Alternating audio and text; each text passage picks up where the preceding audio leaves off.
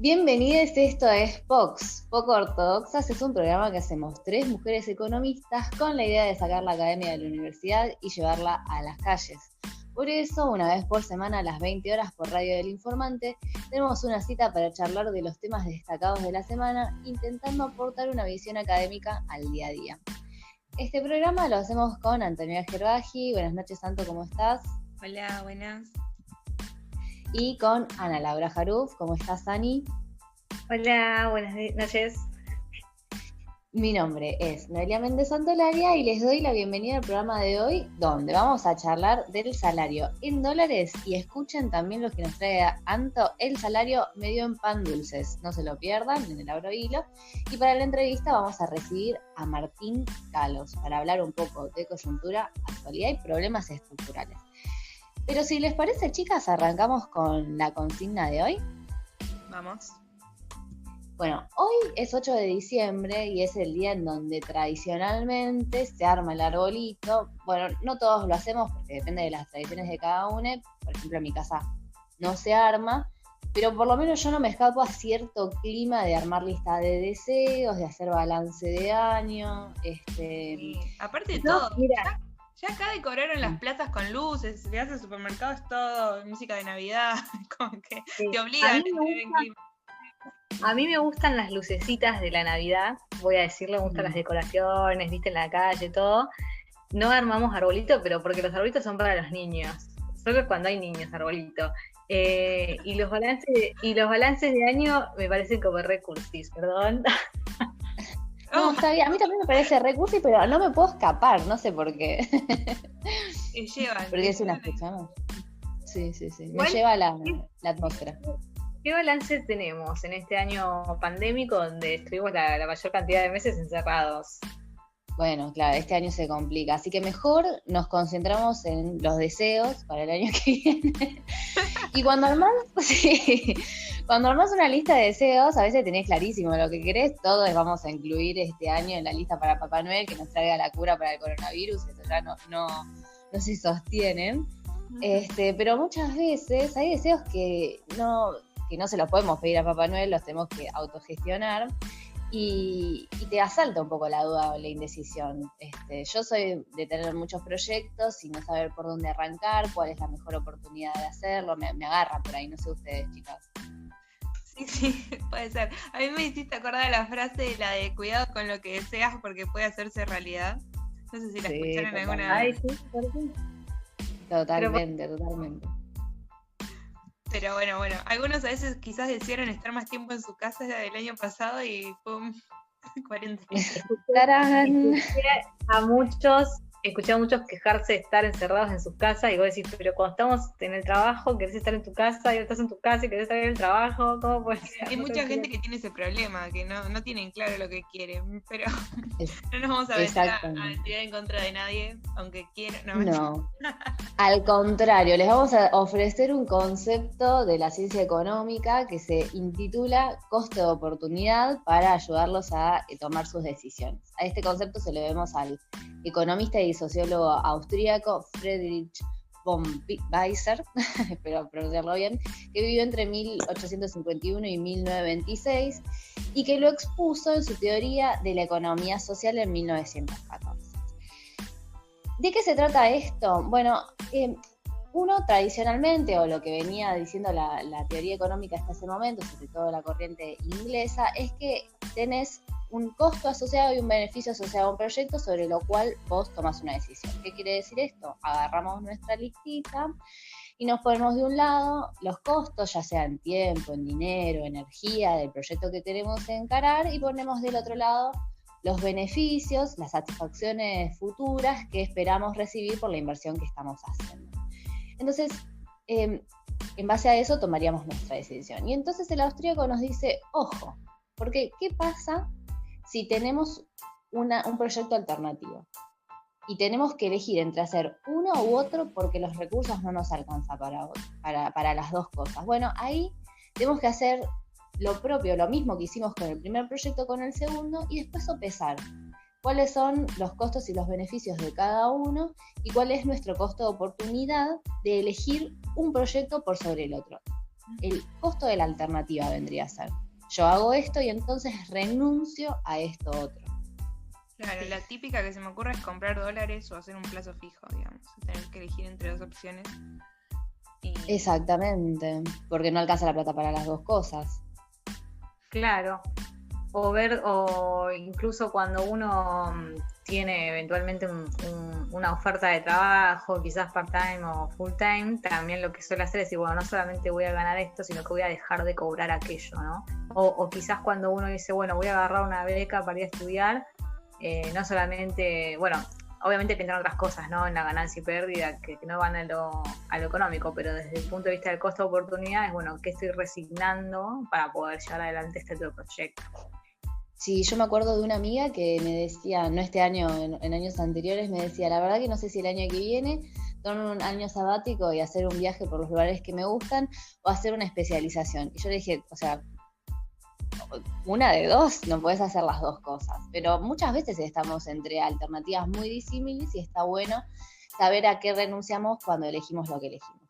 El típico ejemplo económico es el que se llama de cañones y mantequilla. Es muy, muy en neutro lo nuestro, pero bueno, se explica cuando un país gasta en defensa nacional, por ejemplo, en cañones para protegerse de los agresores externos, tiene menos dinero para dedicar a aquellos bienes que mejoran el bienestar de la población, como por ejemplo la mantequilla, la manteca que tanto nos gusta. Pero bueno, esas son las opciones o las cosas sobre las que tenemos que estar eligiendo constantemente.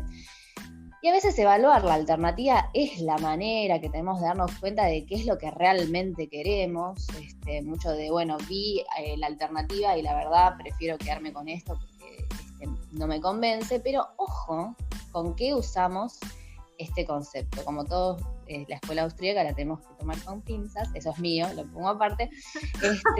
Sí, no soy muy amiga de los austríacos, pero es cierto que es un buen elemento para elegir, pero también hay que tener cuidado, porque si todo el tiempo estás evaluando alternativas, nunca tomás una decisión. Se te escapa la página. Bueno, es como parecía esta frase que dice cuanto más lo pensás, menos lo decidís, digamos, porque el pensar tanto o el sumar alternativas implica que uno esté todo el tiempo analizando, pensando y nunca concretando una decisión. Por eso yo tengo como mi filosofía de vida es no pensar tanto, digamos. Un poquito sí, tener unas, dos alternativas y ya enseguida tomar una decisión, porque si no, no se llega nunca a nada. Está bien, me gusta tu actitud porque te la jugás. Tengo un amigo de la familia que acuña un síndrome, el síndrome de la caramelera. Dícese del síndrome de estar conociendo a alguien y estar preguntándose todo el tiempo de si te estás perdiendo algo mejor. ¿Qué otro caramelo hay en la caramelera?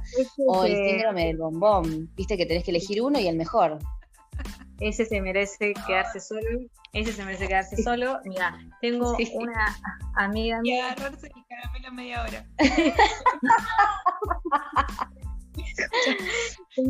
Tengo una amiga que dice que aquellos que, ella lo dijo como en primera persona, pero bueno, aquellos que siempre buscamos en realidad, tenemos la condena de nunca encontrar, porque justamente lo que hace el buscador es siempre tener algo que hay que encontrar. Ya una vez que lo encontrás dejas de ser buscador, y ahí eso es un quiebre en la existencia de uno muy grande para aquellas personas que les gusta buscar.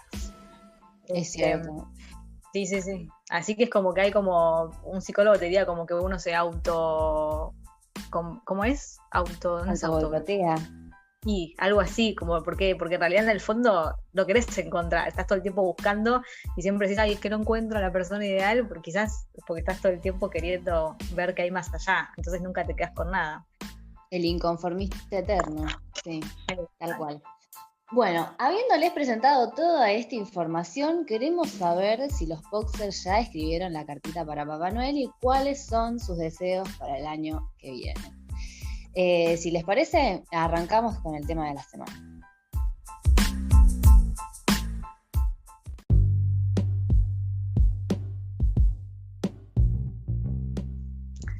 Nos adentramos en el tema de la semana, que es el tema, creo yo, del mes y de muchas mesas.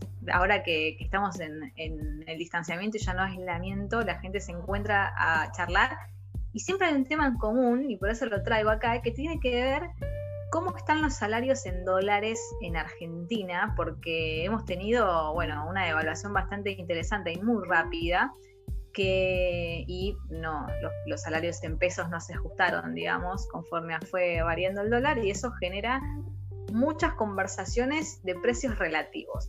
¿Qué es lo que está pasando con Argentina? Al día de hoy tenemos los salarios en dólares más bajos de la región, tanto si se toma en cuenta el dólar tipo de cambio oficial como el contado con liquidación, mientras que en el otro extremo los mejor posicionados son Uruguay, Chile, México y Brasil, que Brasil me sorprendió también porque sí entiendo que un buen profesional tiene un sueldo mucho más interesante que en Argentina, pero bueno, entiendo también que tiene una masa muy grande de gente que no está calificada, pero bueno, aún así están mejor que nosotros.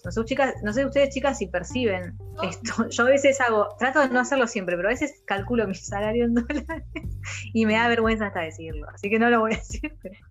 Te quiebra. No, lo que yo quiero agregar es que ni siquiera, o sea, en términos reales también está tirado por el suelo. Más allá de hablar en dólares, nuestros salarios con respecto a la inflación están en el subsuelo, vienen cayendo en términos reales a pique, sí. Y si encima vamos a que no se ajustaron en pesos, cuando lo pasamos a dólares, lloramos, como decís vos.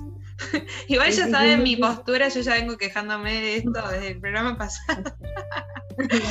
Pero sí, sindicalismo me gusta. El sindicalismo, me parece. Sí. Bueno, esta información salió de un último estudio de mercado que se publicó hace poco, y también había otra información interesante que tiene que ver con brechas de género en empresas de Latinoamérica, y se observa que la representación femenina en las empresas subió del 32 al 38% desde 2013 hasta 2020, ¿sí? Parece poco, pero me parece interesante este aumento, y que la brecha salarial en este año se redujo 3% respecto a 2015, lo que estaba pasando con los profesionales, y bueno, también hubo algo similar en lo que es gerentes y nivel de ejecutivos. De a poco algo se va moviendo, ¿no? No sé si ustedes están de acuerdo, falta mucho por hacer, pero es una buena información, sí. Es cierto, es lento, y hay algunas estimaciones que dicen que a este paso, para llegar a la paridad, vamos a tardar alrededor de 100 años, y por eso es importante tomar acciones positivas para la reducción de las brechas desde las empresas, los estados, y también desde la concientización de nosotros mismos. Pero bueno, está bueno saber que se mueve también, ¿no? Y que no retrocede, porque podría retroceder. Ay, no. Bueno, pero claro, hay que pensar que atrás de estos porcentajes, que puede decir de 32 a 38, bueno, no es tanto, pero hay millones de personas atrás de estos porcentajes, porque estamos hablando de toda Latinoamérica. Hay millones de mujeres que están mejor que hace 7 años, lo cual es súper celebrable. Exactamente. Sí. Y lo que también hay que tener en cuenta en ese sentido es que tenemos que empezar a pensar en por qué la representación femenina no sube más, y creo que mucho tiene que ver con cómo se distribuye la carga de cuidados, así que en ese sentido también hay que empezar a tomar más conciencia, porque los cuidados es responsabilidad de todos y cada uno de nosotros. Sí, bueno, sí, me encanta hablar porque siempre está bueno, porque sos muy, muy convincente, porque es como que tenés este tema de los cuidados siempre muy presente en cada una de las discusiones. Pero bueno, antes de seguir con este informe, también lo que quería, como para hablar un poquito más adentro de lo que es la brecha salarial de género, que me parece que está bueno, que Argentina tiene un 12% de brecha salarial, pero países como Panamá, por ejemplo, que es la más alta, llega hasta el 31%. O sea que en términos relativos estamos bastante bien. Y México es el más bajo, con un 10%. No estamos tan mal en términos relativos con otros países. Y también hubo un análisis respecto a lo que está pasando con el mercado laboral ahora en la etapa COVID/post-COVID, y se está hablando de trabajos que se espera que se conviertan total o parcialmente a lo que sería un trabajo remoto, y en ese sentido todo lo que es contabilidad, finanzas, administración, recursos humanos, IT, que creo que son los que mejores están, y compras. Bueno, yo creo que nosotras zafamos, ¿no? Estamos adentro de estos que van a seguir con una metodología más bien remota después de la pandemia. Es cierto, yo por lo menos todo desde casa por ahora, Habría que evaluar, esto se lo tiro a algún investigador que tenga ganas de hacer research, si el trabajo remoto ayuda a bajar las brechas de género o las empeora. ¿Cuáles serían sus pensamientos? Para mí ayuda. Sí, para mí ayuda porque, bueno, no sé, a ver, quizás lo estoy pensando mal, pero estoy pensando en una mujer, una familia con chicos o lo que sea, que ya estar en tu casa, pues equilibrar, si se quiere, esa vida familiar con el trabajo mucho más, de una manera más amena que otra, y quizás el empleador, que bueno, lamentablemente todavía hay mucho pensamiento conservador, entiende también que la empleada puede armonizar esa vida mejor, no sé, es mi pensamiento, quizás estoy equivocada. También con hombres y mujeres ambos en la casa, la misma cantidad de tiempo se hacen más visibles otras cosas, me parece también, y ayudaría Tal cual. a la brecha.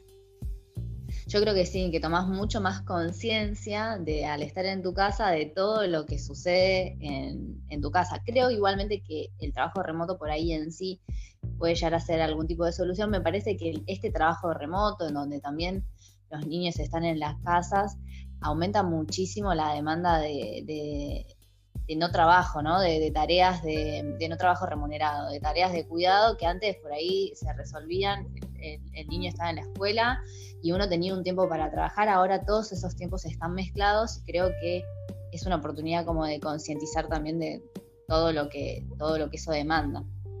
Sí. Y volviendo un poco a esto que como arrancamos, que tiene que ver con los salarios en dólares, que realmente están bajando mucho, yo lo que estoy observando es que hay muchas empresas que, bueno, eventualmente se van de Argentina o de otros países de la región, pero que el recurso humano argentino realmente es muy bueno. Obviamente si estás calificado, sabes inglés y te puedes manejar con la tecnología, y hay mucho crecimiento de lo que es el trabajo freelance para empresas de afuera. Y es una cooperación del tipo win-win, en el sentido de que a la empresa de afuera pagar un sueldo eventualmente de $2.000 no le es representativo, y acá justamente estamos tan mal con los sueldos que un salario de $2.000 para un empleado es realmente muchísimo dinero. Entonces se está viendo mucho también, y creo que lo vamos a ver mucho, de una migración desde lo que es un trabajo en relación de dependencia hacia un freelance, donde muchos, y ojalá que sean cada vez más, pueden también prestar trabajos afuera y sortear un poco las dificultades del tipo de cambio que acontece en nuestro país, digamos, cada 2x3. Bueno, es un fenómeno que se ve bastante en cada época de crisis, que baja el empleo asalariado, por decirlo de alguna manera, y sube el empleo de cuenta propia. Y ahí está bueno hacer como una distinción de quiénes son los cuentapropistas, porque una cosa es ser un cuentapropista como profesional o con una calificación alta, y otra cosa es ser un cuentapropista con baja calificación. Ahí hay un mundo que desagregar, que igualmente también tendríamos que, los profesionales, también estaría bueno que repensemos esto de si está tan bueno el freelance y cómo son las coberturas ante los riesgos sociales, ¿no? Porque la jubilación, las vacaciones pagas, son todas cosas. No me estoy quejando porque de esto hay gente que tiene una realidad cuentapropista mucho peor, pero el trabajo asalariado parece como que pasa de moda. No sé si están de acuerdo conmigo. Sí, es que eso te iba a decir, me doy cuenta y conozco gente que trabaja en recursos humanos que me dice, estamos yendo hacia un modelo de contratación, entre comillas, que no es contratación, es esto, es freelance, es monotributo, te doy todo el dinero a vos, ya sea en dólares, en pesos, depende para quién trabajes, y después es uno el que, si tiene ganas o no, se ocupa de su jubilación, de ahorrar y de lo que sea. Es hacia el modelo que evidentemente se está yendo. Y bueno, no sé, creo que igual en Argentina no va a ser tan fácil, o por lo menos no para todos, pero hay como una tendencia hacia eso. La verdad es que hoy no sé si está bueno o malo, porque como te digo, o sea, a mí me dicen que me van a pagar en dólares, y digo, bueno, está bien, ¿dónde firmo? Pero... Claro, sí. No, yo creo que es una oportunidad en ese sentido, pero también hay que pensar como en estos nuevos trabajos, porque creo, la verdad es que no sé, porque uno tendría que tener la bola mágica, pero cuando te ofrecen un trato como este es conveniente, y hay algunas cosas a las que uno renuncia. Bueno, costo de oportunidad también, ¿no? lo que estábamos hablando antes. Claro, sí, exactamente. Aplicamos los conocimientos. Pero bueno, hablamos de salario en dólares, como estábamos diciendo, pero yo ahora en la siguiente sección les voy a traer salarios en pan dulces. ¿Quiere que vayamos para allá? Excelente.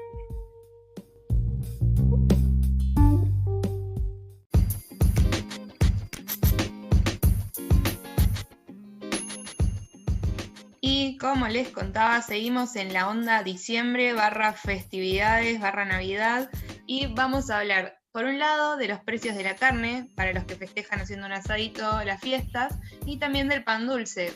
Y quiero decirle a los Poxers que me inspiró una foto de nuestra Pox, Noelia Méndez Santolaria, que publicó en Twitter, en su red social, cómo se degustaba un pan dulce.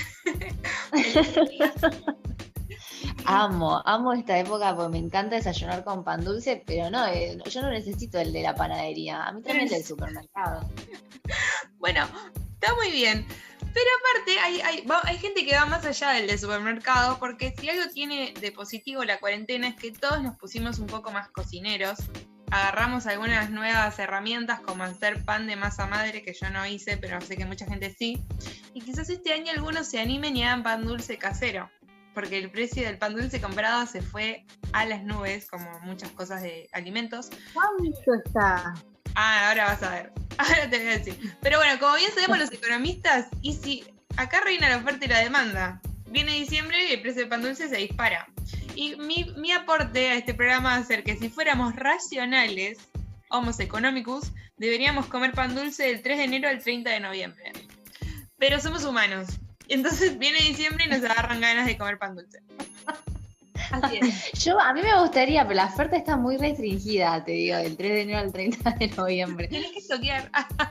Pero bueno, escucha. Claro. Navidad, le voy a leer unos artículos. Navidad 2020. Las panaderías hacen preventa de pan dulce para evitar las subas de precio. Entonces, vos lo compras hoy y lo tenés que retirar el 24 de diciembre. ¿Entendés cómo funciona el...? Se están apalancando con tu plata. Pero ahí congelás el precio. Entienden que estamos hablando de pan dulce, ¿no? No lo puedo creer. Por el aumento en las materias primas, algunas panaderías premium ofrecen el clásico pan dulce en cuotas. Bien. Endeudarte para el pan Esto dulce. es real, esto es información chequeada. Después otro título. Pan dulce premium. Cuesta casi 2.000 pesos y se ofrecen en cuotas. Ahí tenés la respuesta, Ana. Si querés una premium... ¿Dónde sale 2.000 pesos? 2.000 pesos. Es que llevan muchos ingredientes que no son baratos, como las frutas secas. Está dolarizado, no. Pero sí, no, está carísimo. Y voy a leer un tuit de Gamusa3080 que dice: pensaba que en la concesionaria me habían roto el con el service del auto, pero ahora me doy cuenta que me cobraron solo 10 pan dulces y en 3 cuotas de 3 pan dulces y 5 rodajas por mes. Ay, no. Esto va directamente relacionado con lo que contaba Ana de nuestro salario, que está bastante venido a menos. Sí. Deberíamos medirnos cuánto estamos cobrando en pan dulces para llorar. Pan dulce. Y... Acá estoy viendo, estoy viendo pan dulce 2.170 en una reconocida cadena de lugares para merendar y desayunar, no voy a decir el nombre. ¿Empieza con qué? 2.170. ¿Cuánto pesa? A ver, esperen un minuto. Igual quiero decir algo, el pan dulce me parece extremadamente sobrevalorado. Puedo vivir tranquilamente sin pan dulce. Este es de chocolate. Ay, no. Ay, qué rico. También no me gusta mucho a mí el pan dulce, gracias a Dios. ¿Qué tengo que ver? El precio es de 1,1 kilos, sin conservantes, súper artesanal, dice. Tiene nueces, maní, crunchy tostados con relleno de chocolate y baño de chocolate blanco. Bueno, es medio top, vamos a decirlo igual. Como un pan dulce, es un pan dulce top. Ah, no, vale, está muy bueno.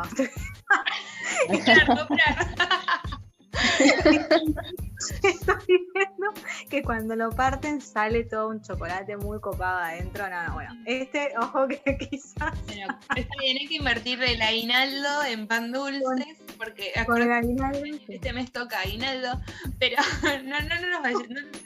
Hagamos nuestros propios pan dulces. La revolución. Hagamos la revolución del pan dulce contra los oligarcas que quieren vendernos. No, mentira. Pero bueno, vamos bueno, todo esto afecta a la canasta navideña y es obvio que va a afectar la inflación de diciembre si entra en los índices de IPC, porque todos necesitamos o tenemos a alguien que va a comprar y esto va cuando hagamos el pro de inflación de diciembre, vamos a ver si fue afectado o no el índice pan dulce.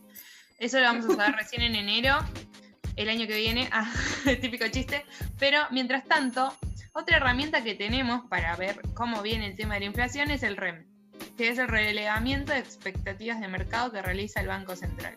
El último relevamiento arrojó que el mercado proyecta cerrar el año con una inflación del 36,7% y una caída del 10,9% del PBI. Que no fue al final la caída más grande del PBI de la historia, sino que el 2001 sigue teniendo el puesto 1 del ranking. Sí. Así que bueno, por ese lado bien. La inflación 36,7 es bastante menor a la del año pasado, pero bueno, tenemos obviamente el efecto de la cuarentena, que fue muy importante. Y también proyectan que el dólar cierre en diciembre 2020 83 pesos. Un peso más abajo de lo que habían estimado antes. Y para el año que viene ubican el dólar en 126 pesos para fines de 2021. Bien. Un comentario para ver si ustedes están de acuerdo, pero yo vengo hace varios meses discutiendo esto de que para mí esto no iba a ser peor que el 2001, a pesar de que para muchos sí, y ahora si es así los números lo convalidan. Creo que tiene que ver con justamente esta digitalización, esta posibilidad de que un empleado eventualmente pueda empezar a prestar servicios también afuera, que la pérdida de un empleo no signifique de alguna forma no poder encontrar una beta en otro lado. Obviamente que eso no es para todos, ¿sí? Digamos, estoy hablando de personal calificado, personal que realmente puede prestar un trabajo afuera, o incluso comercios que pueden vender más allá de los límites geográficos, algo que en el 2001 no existía. Esto no significa que no pasa nada, que estamos todos bien, porque como estábamos hablando antes, hay cierta masa poblacional que no va a poder o que no se pudo reconvertir, y eso es obviamente que existe y es totalmente entendible, válido. Pero en el agregado, entonces, para mí, este nuevo mundo tan más globalizado, más digitalizado, donde se pierden las fronteras de alguna manera, morigeró que la caída, hizo que en el agregado no haya sido tanto. Esa es mi opinión. He discutido mucho en esta cuarentena sobre esto, pero bueno, no sé si ustedes están de acuerdo. Sí, totalmente. Junto con la ayuda también, un gran colchón de ayuda social y desembolso del Estado muy importante. Pero bueno, para cerrar les tiro el dato. La inflación prevén que el año que viene esté en un 50%, altita. Vamos a ver qué pasa con las paritarias, si acompañan esta inflación. Y un pico, ojo, para marzo de 4%, así que a gastar en febrero. ¿Les parece si vamos para la entrevista, pero antes pasamos a un tema musical? Excelente.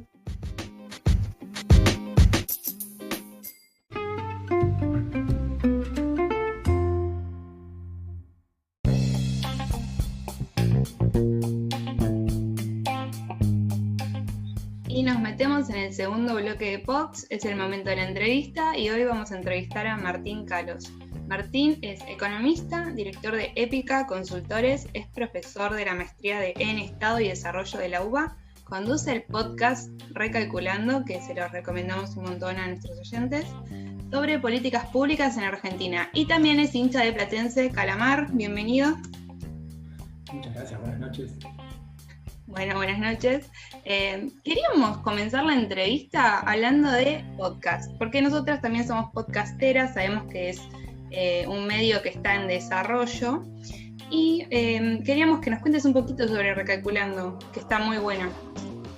Bueno, Recalculando, como decías recién, es un podcast que busca indagar un poco cuáles son los caminos que debería o que puede o que está recorriendo Argentina hacia el desarrollo. Un podcast que se encuentra en cualquier plataforma, por ejemplo Spotify o cualquier plataforma de podcast que estén usando, y es producido por Podlab, una productora especializada justamente en podcasts, que bueno, además Catatira, grandes amigos de hace muchos años. El año pasado, 2019, hicimos la primera temporada y este 2020 hicimos una temporada ahí con un par de episodios especiales porque con la pandemia nos quedó un poco trunca la idea que teníamos para este año. Pero bueno, ahí va y seguramente en el futuro haya más invitados e invitadas para charlar con especialistas estos temas de política pública, no solo economía, pero también economía. Vamos a ver, de salud, de educación sexual integral, de vivienda, hay de todo y quien quiera escuchar está más que bienvenida. Sí, en un año electoral fue bastante, como que informaba sobre temas que eran claves para tener un votante informado sobre temas que quizás en los medios tradicionales no se estaban especializando. Bueno, era un poco parte de la idea inicial, por eso surgió también en 2019. ¿Qué cosas deberíamos estar pensando, mirando de cara a un nuevo gobierno, que se transgiere el año pasado, ¿no? ¿Qué grandes problemáticas tendríamos que estar, aunque sea chusmeando qué tiene cada uno de los candidatos y candidatas para proponer? Y también, bueno, empezar a delinear, por ejemplo, qué hacemos respecto de la política sindical y la participación de géneros que no sean varones, ¿no? En el mundo sindical. ¿Qué hacemos con la educación sexual integral? ¿Qué hacemos con la política de vivienda? ¿Qué hacemos con la deuda pública? ¿Qué hacemos con la inflación? Y para eso tenemos, por suerte, muy buenos invitados e invitadas para aclararnos un poco los datos. Claro que sí. Bueno, hablando de estructural, la idea de hoy es un poco charlar de coyuntura, pero por supuesto, y hablando de estructural, vamos a hablar primero del dólar. ¿Qué está pasando con esto del dólar ahorro? Que parece que salieron los números y se verifica un descenso de compradores para dólar ahorro, pero hay algunas noticias preocupantes por el frente comercial. ¿Cómo ves este panorama en la actualidad? Y digamos que el dólar es siempre, esto no voy a decir nada novedoso, el gran síntoma de crisis en Argentina. En parte porque la restricción externa muchas veces es parte importante de las causas de la crisis en Argentina, ¿no? Entonces, de alguna manera marcar que el dólar está tranquilo estos últimos pocos meses, ¿no? Pero que sigue estando ahí tensionado de por dónde se va, cómo el gobierno logra, ¿no?, frenar una de las fuentes de salida, quizás cerrar un grifo, ¿no?, cerrar una canilla de salida de dólares, pero eso te tensiona por otro lado. Esto es parte de la crisis. Y quien se olvide que hoy Argentina está en crisis, no estuvo prestando atención, ¿no? Argentina, uno podría decir, la pandemia te profundizó todo lo que venía pasando, por supuesto, una crisis abrumadora, la de 2020, pero Argentina estaba en recesión casi ininterrumpida desde abril de 2018, y antes de eso, desde 2012, Argentina estaba estancada. En el mejor de los casos, alguien me dirá, en 2016 ya empezaba una leve tendencia a la caída y también tendría razón. Pero si entonces llevamos casi una década estancados, y la recuperación de este pozo en el que nos metimos con la pandemia va a llevar tantos años que en verdad vamos a estar hablando de una década larga, sin haber crecido, de 2012 o 2011 como punto de partida a 2023, o veremos cuándo recuperamos ese nivel de actividad. Si estamos hablando de una década de partida larga de crisis, es inevitable que el dólar sea protagonista, lamentablemente, de la tapa del diario, de los noticieros en la tele y de los podcasts. Es así. Martín, tengo una consulta. Ahora, este último dato que parecería haber una caída de compradores, ¿por qué crees que es, digamos? Es por, bueno, a ver, tenemos el super cepo, pero ¿crees que hubo alguna de las medidas del Ministerio de Economía que efectivamente están dando efecto? ¿Qué es lo que vos opinás? Tenés una pequeña combinación, punto uno, las medidas del Banco Central que limitaron la capacidad de comprar, ¿no? Hubo mucha gente que quedó fuera del mercado cambiario justamente en el mes de noviembre, y por eso tenés menos compras de dólar billete como dólar ahorro, ¿no? Esos $200 mensuales, quizás un poquito menos para quien paga, no sé, Netflix, ¿no?, y se le descuenta eso de su cupo. Bueno, pero ahí tenés una reducción importante, diría el 40% de lo que se venía comprando en meses anteriores, un poquito menos, incluso un poquito menos. Ahora, a la vez, tenés otras fuentes, porque ese es un canal de salida de dólares de las reservas. Tenés que mirar también qué pasa con las importaciones, porque obviamente las importaciones se pagan en dólares a tipo de cambio oficial, Y ahí hubo durante estos meses pasados también momentos en los que los importadores, percibiendo que el dólar está relativamente barato, porque viene subiendo de a poco, justo en noviembre subió un poco más que la inflación, ¿no? Pero no importa, en general hay una percepción de abaratamiento del dólar oficial, por lo que están los dólares paralelos, que hacía que muchos importadores adelantaran pagos, que muchos, bueno, después tenés todo el tema, que muchos adelantaron también pagos de deudas comerciales o financieras, pensando que iban a poder comprar un dólar para pagar esa deuda hoy más barato que mañana. Y juegos como ese, así, digamos, de especulación en torno a cuánto puede estar el dólar mañana, que es lógico, insisto, en medio de la incertidumbre que te mete esta crisis, es lógico que todos y todas pensemos que el dólar puede estar más caro mañana, y mañana es lo que hay que discutir, cuándo es mañana, si mañana en serio, en 3 meses o en un año. Es lo que hace que haya muchas fuentes de demanda, y el dólar ahorro es una sola, por eso se calmó un poco el dólar ahorro en noviembre, pero no bajó mucho la pérdida de reservas del Banco Central. Un poco sí, pero siguió perdiendo reservas en el total del mes. Y ahí es donde entonces uno mira y dice, bueno, hay que solucionar muchos temas antes de que esto realmente podamos decir que salimos de la crisis y que entonces ya no hay problemas con las reservas del dólar. Sí, a mí particularmente, a mí particularmente me sorprendió cuando el gobierno logró bajar el dólar de la gran brecha cuando estaba el dólar blue 200, no sé si recuerdan, hace unas semanas.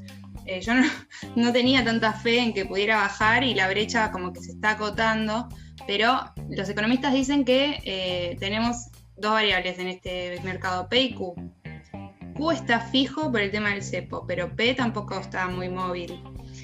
Si queremos solucionar el problema de la brecha cambiaria, que para mí es un problema bastante grave, ¿qué debería hacer el gobierno en tu opinión, Martín?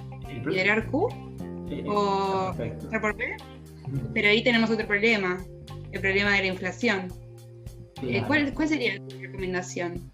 Bueno, el problema de la brecha cambiaria es grave porque mete ruido, mete incertidumbre, empiezan estas elucubraciones de si el dólar podría irse, el dólar oficial, a algunos valores. Y hay que recordar que la gran mayoría de todas las transacciones que se hacen en la economía se hacen al dólar oficial. Pago de importaciones, de deuda, giro de utilidades en el extranjero, todo eso las empresas lo hacen al tipo de cambio oficial.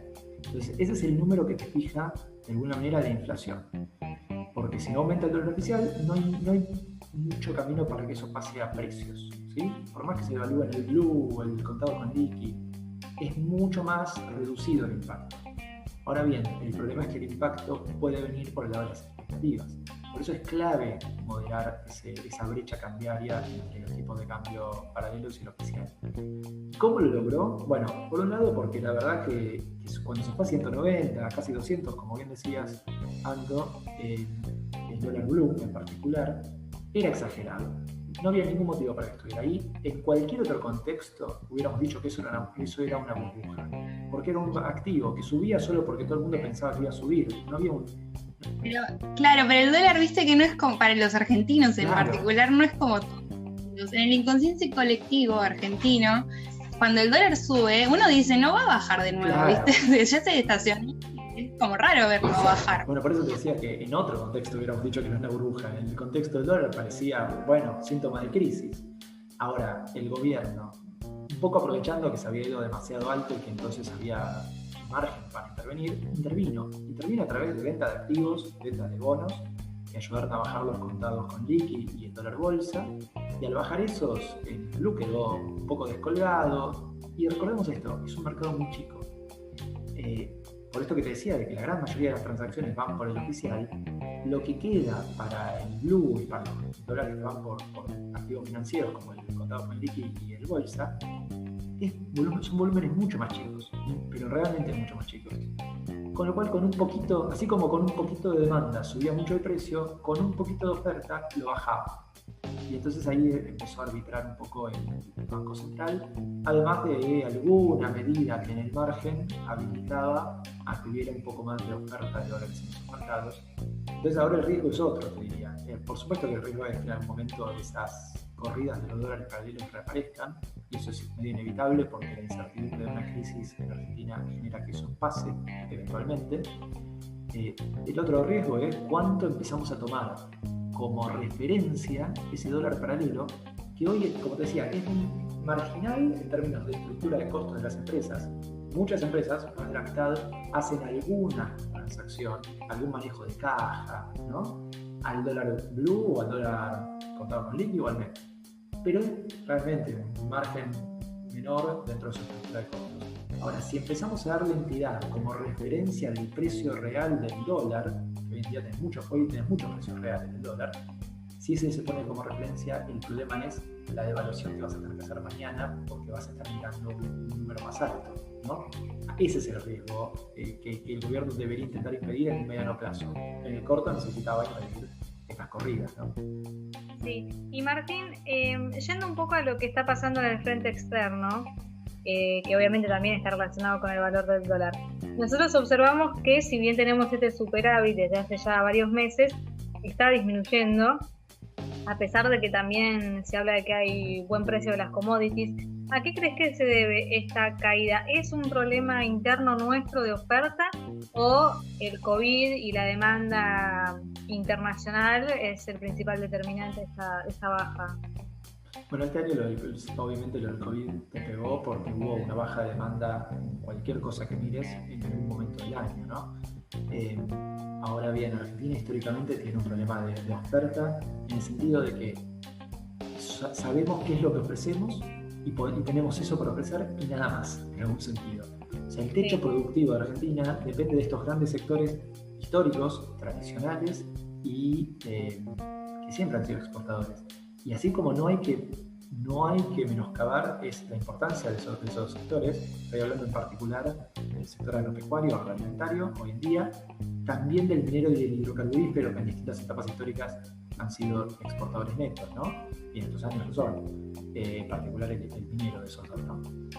Ahora hay que desarrollar nuevos, porque si no tu oferta tiene un techo, y ese es un gran punto estructural de la economía argentina. No tenemos nuevos nichos de exportadores significativos, salvo cosas de excepciones que, bueno, empiezan a generar un movimiento, pero me falta mucho. ¿Y crees ahora que año, perdón, sí. Sí, no, porque ahora que decías estos nuevos nichos, por ejemplo, se está hablando de los servicios basados en conocimiento. ¿Crees que realmente puede llegar a ser un buen puntapié o es un medio, son bajas en porcentaje, digamos, la participación? Ojalá puedan ser o sea, lo son en el sentido de que ya tienen un montón de exportaciones, son sectores que son exportadores netos que aprovechan un recurso terriblemente valioso que tiene Argentina, que es el conocimiento, ¿no? Sí. Tenemos una población trabajadora en general muy formada, con universidades públicas de excelencia, y ahí vamos a reivindicar la educación pública una vez más, y intentar que no la sigan deteriorando con caídas de presupuesto, etcétera, con caídas de las condiciones laborales de los y las docentes.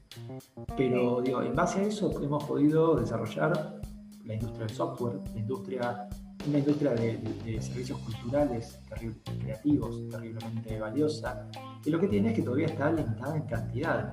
Pero ¿por qué no podemos pensar en exportar más de eso también?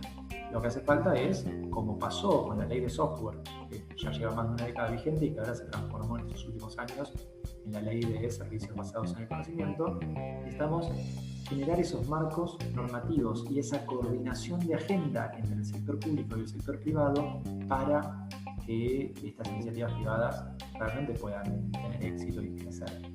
Y esa es la clave. Pero sí, hay espacio. No son los únicos sectores que hay que fomentar, pero sí son uno de los sectores importantes a fomentar, sin duda.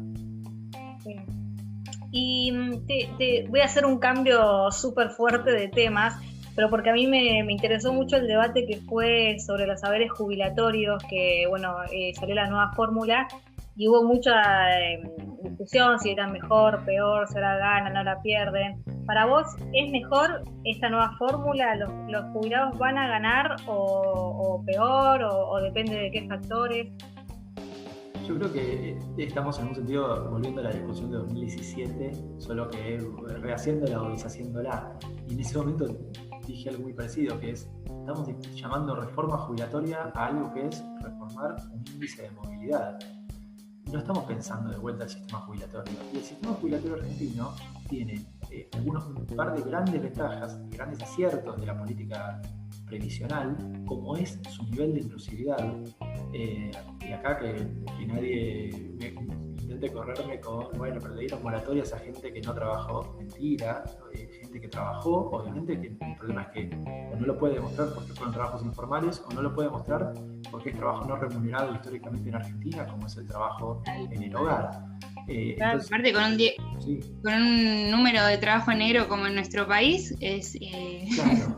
Es demasiado, no se puede dejar de pasar de alto. Si vamos al punto de, bueno, pero le están dando una jubilación a alguien que no aportó, bueno, le estamos dando una jubilación a alguien que merece tener una vida digna como adulto mayor o adulta mayor. Entonces hay que un poco correr el eje del debate de cuál es la fórmula, nada más, y empezar a pensar qué es lo que queremos como régimen previsional. Y si empezamos a mirar la cantidad de parches que tiene y decimos, bueno, queremos que sea un ingreso a la vejez, ¿no? Para que todas las personas que cumplan cierta edad tengan un ingreso y entonces no dependan de si quieren seguir trabajando o no. Eso es una primera cuestión y eso avalaría el alto nivel de inclusión que tiene hoy, donde el 98%, lo voy a decir de memoria, pero punto más, punto menos, el 98% de los adultos y las adultas mayores en Argentina están en edad de cobrar una jubilación, la cobran. Muchos de ellos cobran la mínima. Y muchas de ellas llegaron a esa mínima por las moratorias. Y está bien que sea así. Pero entonces la otra cuestión es cómo lo financiamos. Y ahí entra que desde los 90 el régimen jubilatorio en Argentina se financia en buena parte, te diría que en la mitad, para sacar un promedio histórico, con impuestos que no son los aportes jubilatorios. El IVA, ganancias. Una parte de IVA y de ganancias se sale y va para el ANSES. Entonces, vamos a pensar el sistema jubilatorio, hay que pensarlo entero. Pensar si estar discutiendo la fórmula de movilidad está perfecto porque hace a esa, de alguna manera, la garantía de que nuestras personas mayores van a seguir cobrando algo digno, pero en verdad hay que pensar que sea sustentable, que incluya a todos y todas las personas que lo tienen que cobrar, y esa es la clave de pensar una reforma jubilatoria hoy en Argentina. Bueno, Martín, queríamos cerrar, no podemos cerrar sin tocar un poco el tema inflación. En algunos días saldrá el número para noviembre, pero la verdad es que octubre, no sé si sorprendió, vos me dirás si te sorprendió particularmente, pero pegó un salto con respecto a lo que venía haciendo, se aceleró. Y es un, bueno, por supuesto es un extraño escenario, pero ¿a qué le atribuís las presiones inflacionarias en este contexto, con un dólar como un poco más planchado? ¿Cuál es tu opinión? Bueno, por un lado podemos pensar qué viene pasando, cuáles son los rubros que vienen subiendo de precio más mes a mes en los últimos tiempos, y lo que vamos a ver es básicamente que los que van saliendo de los aislamientos, los que van saliendo de las medidas que se pedían vender, son los que de golpe tenés un aumento de precio. Es lógico, eso se descongelan de alguna manera, ¿no? Textiles, por ejemplo, ¿no? Prendas de vestir, ropa, calzado. Es un rubro que aumentó mucho en octubre porque empezó también y venía aumentando en los meses anteriores, después de no haber aumentado casi nada en los meses, obviamente, los que no tenían venta al público. Estas cosas son lógicas. Ahora, mirando una película un poco más amplia, lo que se ve es esto que bien decía, es un montón de precios congelados, administrados, regulados, desde el dólar, que está administrado, y es un precio importantísimo para fijar costos de las empresas, las tarifas de servicios públicos y los salarios, otro precio de la hora de trabajo, ¿no? o del mes de trabajo, que viene corriendo muy de atrás digamos, a la inflación general. De hecho, hoy martes, estamos grabando un martes hoy, ¿no?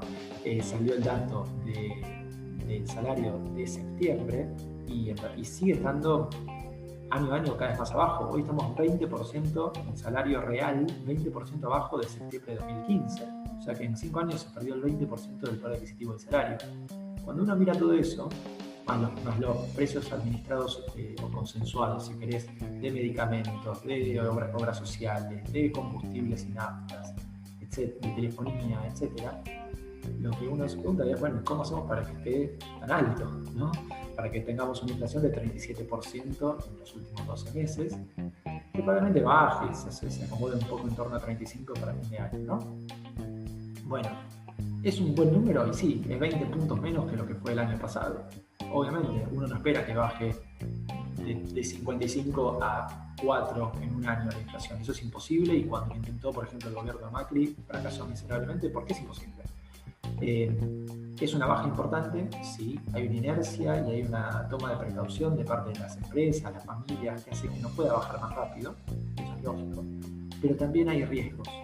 Y el riesgo sigue siendo que con toda la crisis que estamos viviendo, con toda esta incertidumbre que sigue siendo el contexto en el que nos movemos, el riesgo es que algo se te acelere en algún momento, que tengas una corrida cambiaria, que tengas que soltar un precio regulado por alguna razón, o que al revés, tengas otros problemas, porque si vos estás todo el tiempo conteniendo las tarifas de servicios públicos, puedas tener los cortes de luz o el mal servicio telefónico porque a la empresa no te rinde invertir para mejorar el servicio, ¿no? Entonces hay que empezar a equilibrar todo eso pensando en un mediano plazo y que siga desacelerando la inflación, pero sabiendo que hoy en el corto plazo también hay que tomar medidas para contenerla, porque si no el salario no aguanta. Esta reducción del salario que decíamos recién, del 20% en los últimos 5 años, también te habla de que hay muchas familias que entre que los salarios cayeron y que los empleos se perdieron, no llegan a fin de mes si no es jugando con estos, ¿no? Con estos controles de precios para intentar, aunque sea bancar la urgencia, y yo no soy muy fan de los controles de precios, pero entiendo el punto, y a la vez intentar tener algún tipo de política de ingresos del Estado que ayude a las familias a llegar a fin de mes. Y eso también en un momento implica también ayudar a las pymes a llegar a fin de mes. En todo este juego, bueno, hay riesgos, hay un montón de problemas, estamos en una crisis tremenda, todo es una sábana corta, donde tires de un lado Claro. y tensa del otro. Tal cual, un poco de cobertura también por las dudas. Bueno, Martín, la verdad que se nos terminó el tiempo, un placer escucharte y te invitamos para cuando quieras seguir esta charla, porque en Argentina siempre, hoy estamos en un lugar, mañana estamos en otro, siempre nos da que hablar la coyuntura y también lo que vos decís, lo estructural, tiene mucho que ver. Bueno, te agradecemos por tu tiempo, espero que la hayas pasado bien. La pasé muy bien, gracias por la invitación, un placer hablar con ustedes.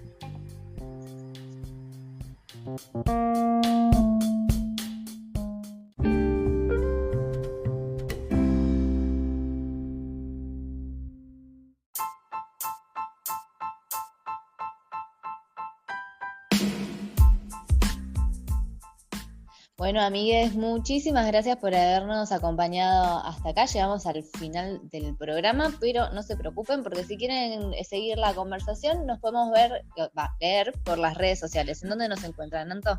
Nos encuentran en Twitter como Poco de Majo Ortodoxas, en Instagram como Poco de Majo Ortodoxas, y si nos quieren volver a escuchar nos encuentran en Spotify como Poco Ortodoxas y en YouTube como Poco de Majo Ortodoxas. Buenísimo, bueno, un placer como siempre, chicas, compartir el programa con ustedes. Hasta la semana que viene. Chao. Adiós.